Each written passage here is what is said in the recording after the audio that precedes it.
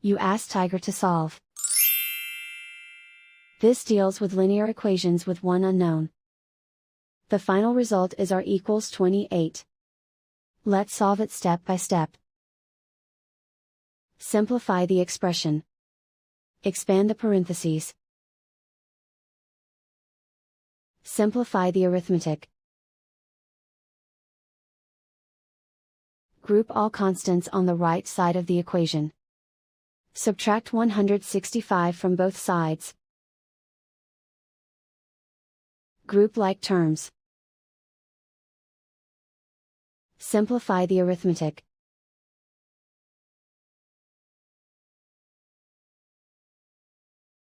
Isolate the r.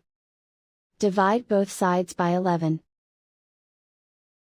Simplify the fraction.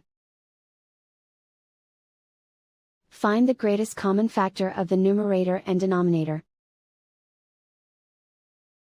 Factor out and cancel the greatest common factor. And so the final result is r equals 28.